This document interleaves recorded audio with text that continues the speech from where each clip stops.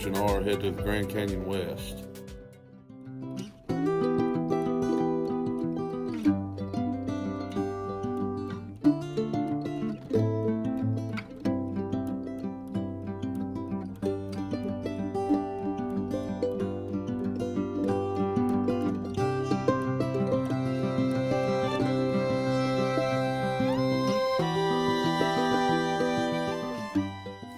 Obviously, living in the COVID era, you've become accustomed to temperature checks. So at the Grand Canyon West, you do have to go through a temperature check currently.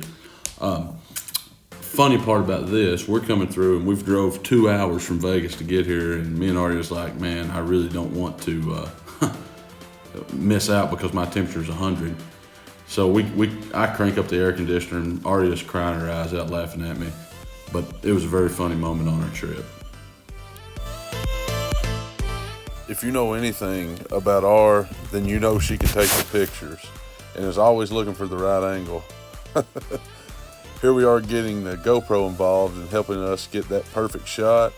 But more than that, you get a behind the scenes look at what husbands do to make their wives happy for a picture.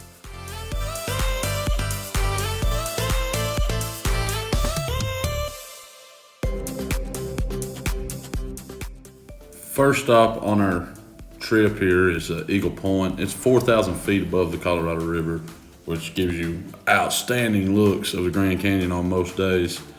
When we first got there, real rainy and cloudy, so you couldn't see us well. As the day went on, we went and had lunch, and it cleared up much better for great views, and you can get right up to the edge of this place.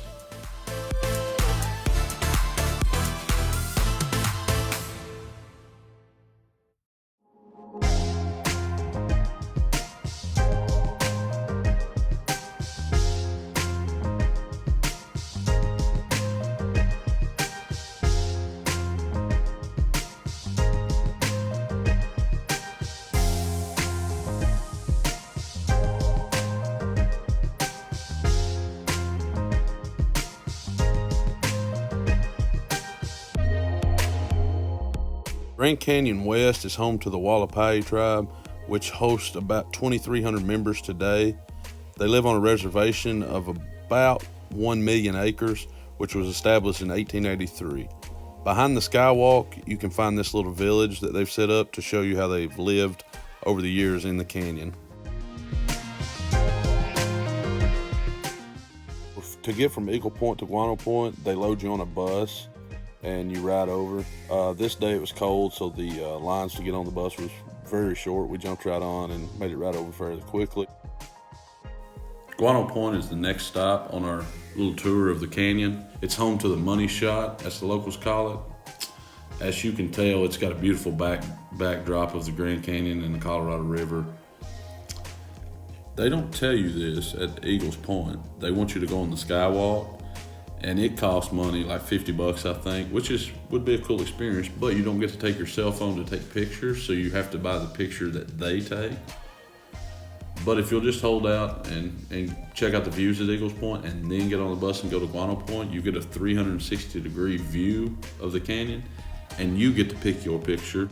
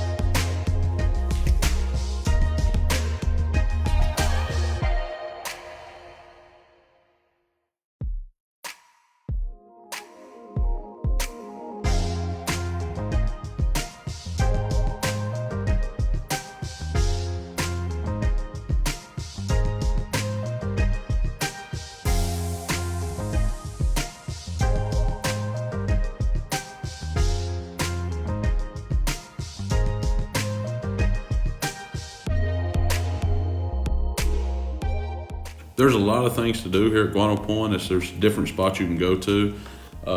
You can hike up to the top of Guano Point, which is straight ahead of you there. For me and Art, this is a little nerve-wracking because although the camera makes it look like there's a lot of room here, there's really not as much room as it seems, and you're a lot closer to the edge of the canyon. And on up, there's a lot of warning signs that rocks are falling and things like that. So a little sketchy, but it's worth the view.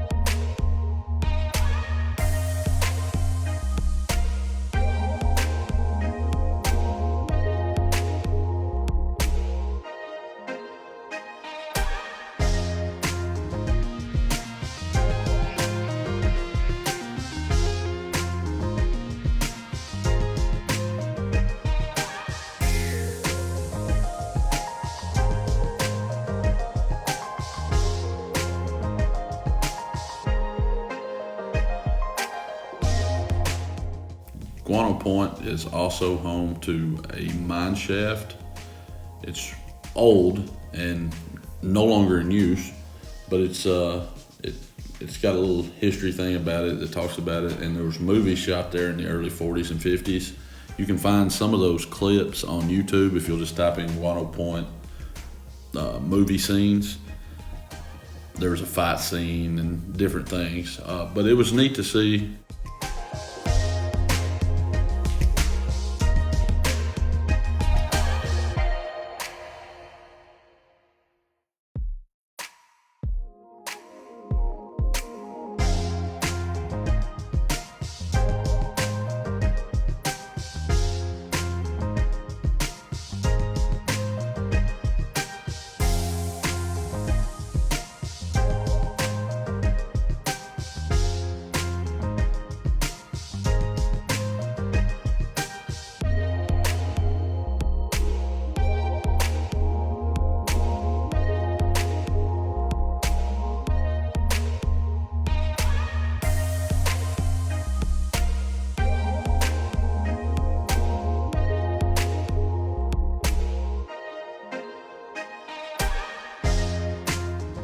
And just like that, our trip to the Grand Canyon West is over. Get on the bus and catch a ride back to the parking lot, and hopefully we'll see y'all again next time.